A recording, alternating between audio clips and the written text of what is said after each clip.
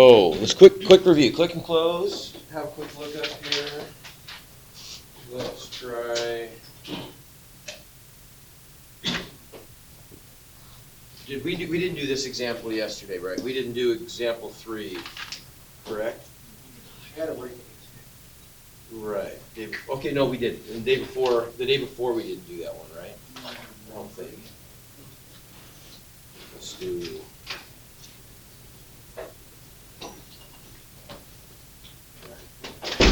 Well, just in case, we'll do number 6 up back. Okay, so let's try this. So we're going to review our slip and slide factoring. Okay, so here's the problem. We want to try to take care of factor 6x squared plus x minus 12. So let's go through all the steps. And why do we have to use slip and slide here? We can't factor out a greatest common factor, right?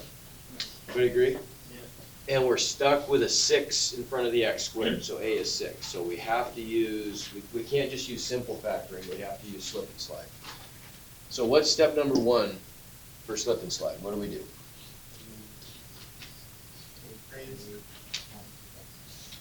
What do we do? Okay, yeah, so we're going to slip the 6 over and multiply it times c, right? Slip a over and multiply by c. So that's going to give us x squared plus x minus 12 times 6 is just 72. Okay? All right. What's next? Nancy, what's the next step? So we slip the 6 over. Now what?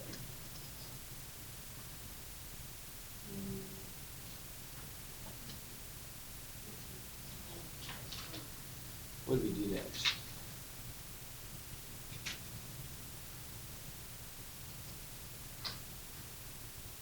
So next steps. We slip the 6 over.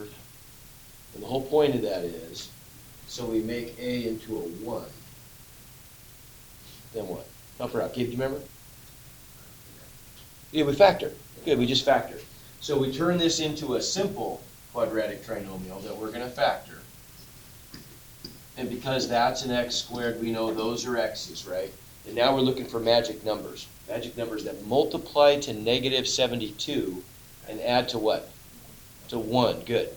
So if they're multiplying to a negative, what's that tell you about the signs of the two, Marcus? What's that tell you? If they multiply to a negative, what's that tell you about the signs? One's negative, one's positive. And if they add to positive 1, which one's bigger? The positive, okay. How much bigger is it? 1. Exactly, that helps, doesn't it? So what are the numbers then? Multiply to negative 72 and add to positive 1. 9 and 8, there you go. Positive 9 minus 8. Good. Okay, so there's step 2. Step 3. What's step 3? Okay, good. We're going to divide each of our magic numbers, each of the factors, by the number that we slipped in the first step. So we're going to divide each of those by 6, and then we'll reduce the fractions if we can. So what does that first fraction become? 9 over 6 reduces to 3 over 2. Good. And the second one reduces to 4 over 3. Good. And then finally, the last step, and really I kind of combine this is really part of step 4, but I think it's easier to do in step 3. Finally, step 4, what do we do? If we still have denominators, what do? We slide them up front. Good. So the last step is we're going to slide the denominators up, and we get 2x plus 3 times 3x minus 4. And that is our answer. Okay? Make sense? Yeah. Okay, that's slip and slide.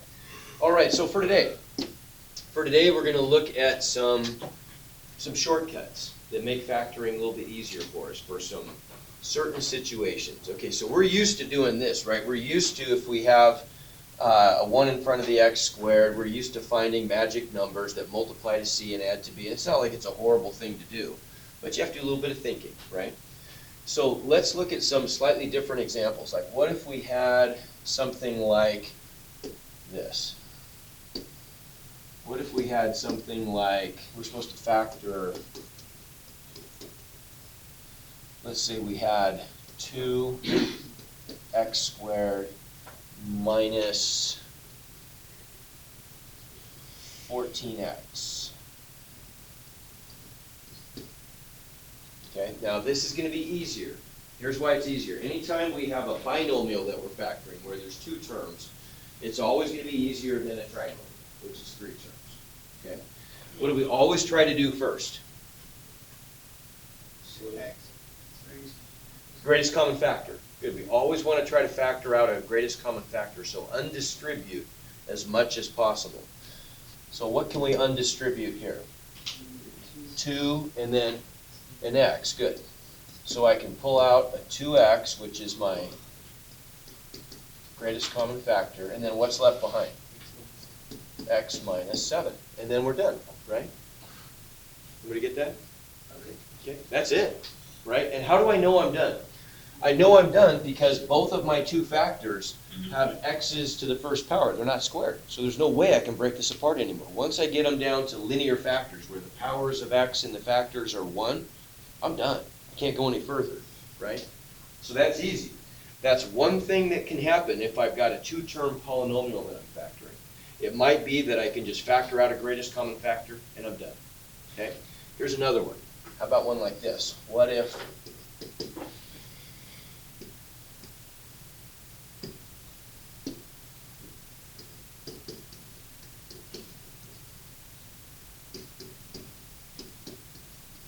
how about that one? Can I factor anything out? Everybody agree I cannot factor anything out, right? Okay, so how would I do this one? Well, one way I could do this one is I could write it as a trinomial. What's the coefficient of x here? Of x? 0. You're right. How come it's 0? There's no x term, right? So if it's not there, what must we have multiplied it by? 0, right? So we could write this if we wanted to as x squared minus, or plus, doesn't matter, plus 0x minus 100. And now I could try to factor this with magic numbers. If that's an x squared, those are x's, right? Okay. Now, I got to find two numbers that multiply to negative 100 and add to 0. Well, tell me about the add to 0 part. What's the only way I can have two numbers that add to 0? If they cancel each other out. If one's positive and one's negative, right? You have to be opposites. Well, what two opposites multiply to negative 100?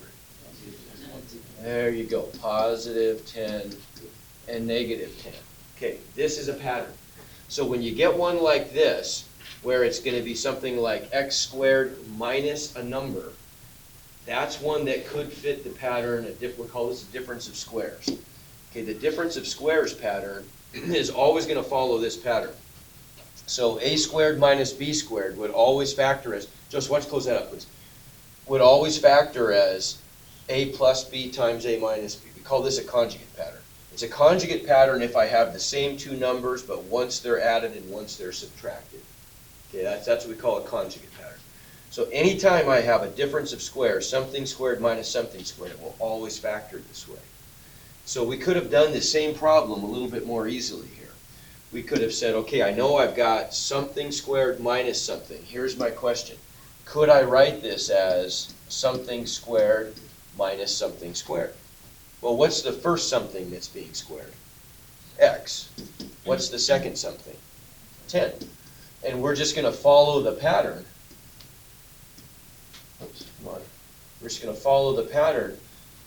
A squared minus b squared. So what we're really saying then is a is x and b is 10. We're going to follow that pattern.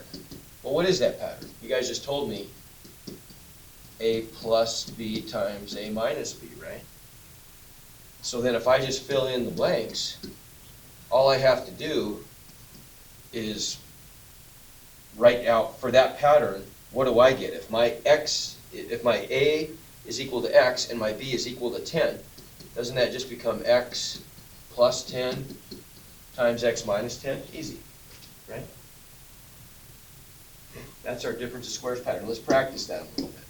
That's really just the job for today. We'll come back to this page in just a second. So let's try this one. Okay? A little bit harder. Now, what do we always want to try to do first? Greatest common factor. Is there one?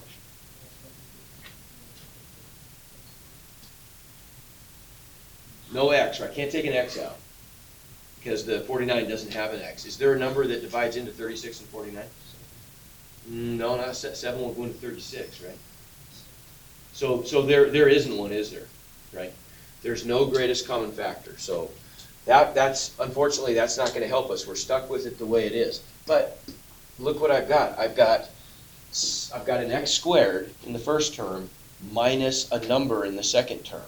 So we want to see if this matches that pattern, that difference of squares pattern. Can I think of this as being something, call it a squared, minus something, think of it as b squared? Well, the b is just 7, isn't it? Right? Because 7 squared is 49. Now you tell me, think about this for a second. What would I have to square to get 36 times x squared? 6x, very good. So my a is 6x and my b is 7, and I've got a difference of squares pattern. So what am I going to get?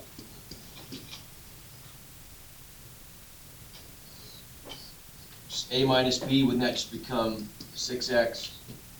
You tell me. Minus 7 times 6x plus 7. And you might be thinking, wait, that's backwards. Last time we did a plus b times a minus b, didn't we? Yeah, does it matter? No. If I've got these two factors, it doesn't matter which one comes first. I'm just multiplying them, right? Doesn't make any difference. Doesn't make any difference. But that's factored. See how easy that is? Right? Piece of cake. If we can just see something and we recognize that pattern of a squared minus b squared, it's just a plus b times a minus b, or vice versa, right? Okay, here's the other part of good news on this. What if you see something that matches the pattern a squared plus b squared? Well, what happens there? Let's try to factor that one. If I write it as a trinomial, I get an x squared, like let's try one like this, x squared plus 100, okay? I get x squared plus 0x plus 100. Okay, well we know that because that's an x squared, because that's an x squared, these both have to be x's. Now I double dog dare you. Find two numbers that multiply to 100 and have 0. That multiply to positive 100. Okay, think about that for a second. If two numbers multiply to a positive, what does that tell you about their signs? Both positive or both negative, right? Is it possible to add up two non-zero numbers, two positive numbers, and have it equal 0? No. Can I add up two non-zero negative numbers and have it equal 0?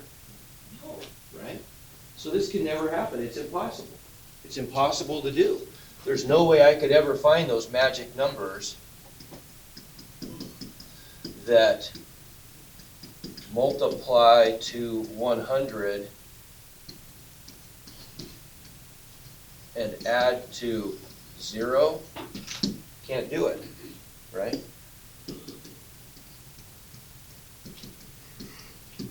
So what's the consequence of that? There's no pattern.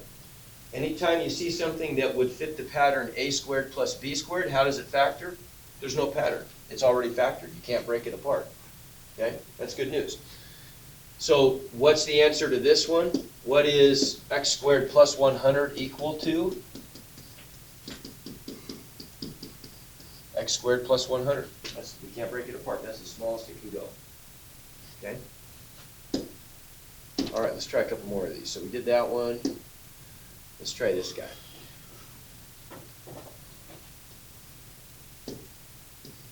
What do we want to do first? Greatest common factor. Okay. So what's let's take, there's a number part and a variable part, right? What power of x could I undistribute? 1, right? I can only take a 1 away because this one's only got an x to the 1 to give, right? So I can only take the smallest of all the powers of the variable that I'm undistributing, right? So I know my greatest common factor is going to include an x, but then what about the number? What number divides into 80, or 80 and 45? 5 does. Positive or negative? Negative. How come? Okay, good. The biggest power of x has a negative coefficient. So the leading term is negative, so the greatest common factor has to be negative. So there's my greatest common factor, negative 5x. Okay, what's going to be left behind if I do that? So if I divide the first term by negative 5x, what am I going to get?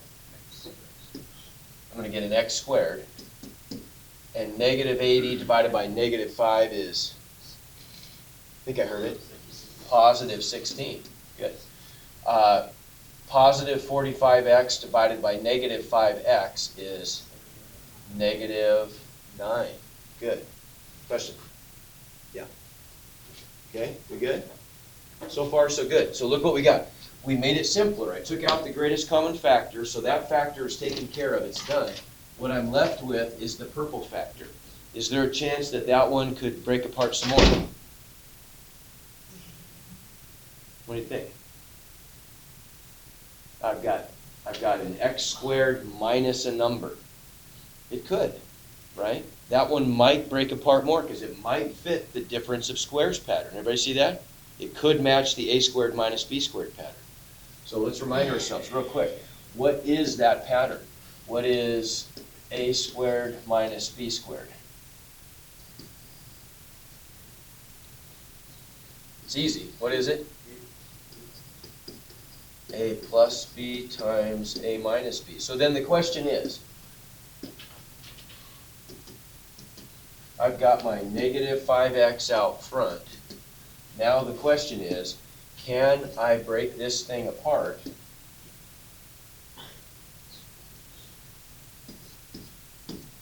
using that pattern? Well, can I? Could I write this part right here as something squared minus something squared? What is it? Not 8. 4. I get 4x squared minus 3 squared. Aha. So what's my a? 4x, yeah, right? What's my b? And it matches that pattern, doesn't it? Right? Everybody see that? So then what am I going to get here? Well, this factor right here, a plus b, is just going to become 4x plus 3. Everybody agree? This factor right here is going to become a minus b, so that's 4x minus 3. Now I'm done. I broke it apart as far as I could. You guys see that? What were the steps? Factor out the GCF, and then I'm left with a binomial that fits the difference of squares pattern. So I just have to know what's my a that's being squared and what's my b. It's a plus b times a minus b. Okay? All right. One more, how about?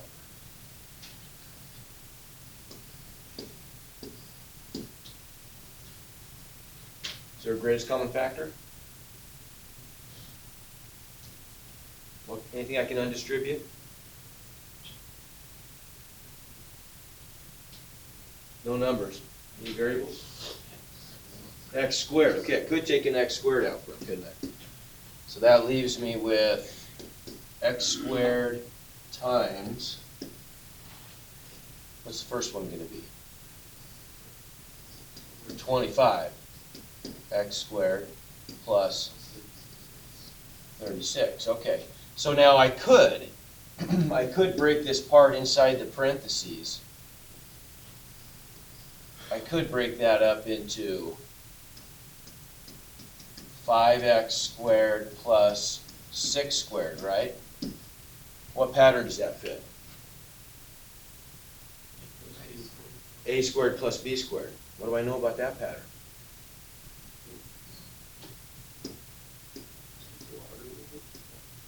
It's not a pattern. It's never going to work, right? So that's good news. That's good news. That tells us that we're done. Yeah. This one's not gonna, right? This one's not gonna factor. It's a sum of squares pattern.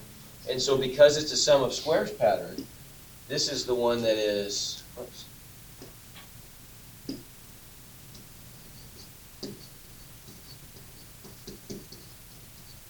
No pattern.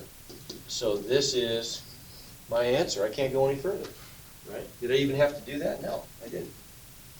Right? The only pattern it could have fit was the sum of squares, which isn't a pattern, so I knew I was done once I factored out the GCF. Okay? All right, I think that's good for today. Why don't you, I'm gonna let you work on the assignments. I'm putting up a second short one with a few of these practice problems on sum and difference of squares. And then tomorrow we'll move ahead with another topic, pretty simple one. And then Friday I'll let you work on the stuff. Oh, one thing. Yeah, go ahead. Go ahead. I'm going to give you a free assignment grade here. This is a pretty good deal.